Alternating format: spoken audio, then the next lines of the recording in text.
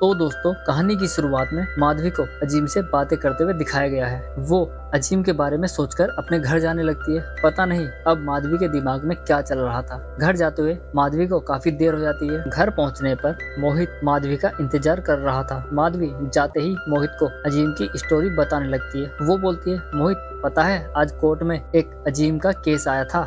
वो पता है अपनी बीवी को वापस लाने के लिए केस लड़ रहा है, क्योंकि उसकी बीवी उसे और उसकी छोटी सी बेटी को छोड़कर हमेशा के लिए चली गई है। जब हमारे सीनियर ने बोला कि ऐसा तो लॉ बना ही नहीं है, तब उस आदमी ने बताया अगर लॉ नहीं बना तो मैं इस लॉ को बनाने के लिए केस लड़ूंगा। फिर वो बोलता है उसे कोई समस्या है क्या, वरना ऐसा कौन सा आदमी है जो अपनी बीवी को वापस लाने के लिए केस लड़ेगा। सेल्फ रिस्पेक्ट नाम की कोई चीज नहीं है क्या उसके अंदर। फिर माधवी बोलती है अगर कल को मैं कहीं पे चली जाऊं तो तुम मुझे ऐसे ही जाने दोगे क्या। इस पर मोहित कुछ नहीं बोलता। माधवी खाना बनाने चली जाती है। अब नेक्स्ट डे माधवी अजीम को फोन करके केस के रिलेटेड मिलने के लिए बोलती है। अजीम उसे 3 बजे होटल ताज में मिलने के लिए बुलाता है। अब अजीम अपनी कहानी सुनानी शुरू करता है। वो बोलता है मैं 10 साल बाद गोवा गया था अपने लिए एक फैक्ट्री देखने। मैंने पहली बार उसे गोवा के बीच पर देखा था। 1 साल बाद मैंने उसे प्रपोज किया। शुरुआत में सब कुछ ठीक चलता रहा जब तक फरहान नहीं आया था। वो मेरा एक अच्छा दोस्त था।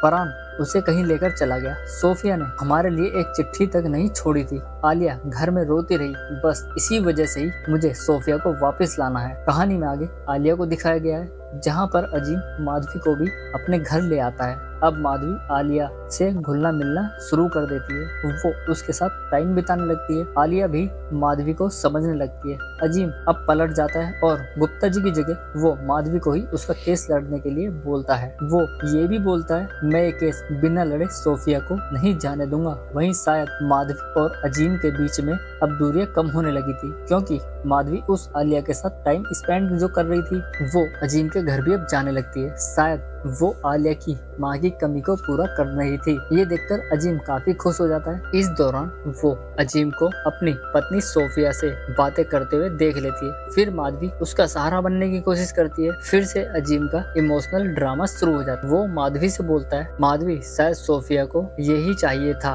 वो दोनों को छोड़कर चली गई। वो दोनों एक दूसरे के करीब आने लगते हैं। तभी अजीम की बेटी जोर से चिल्लाती है और दोनों को अलग होना पड़ता है। इसी के साथ ही हमारी कहानी भी यहाँ पर खत्म हो जाती है। धन्यवाद।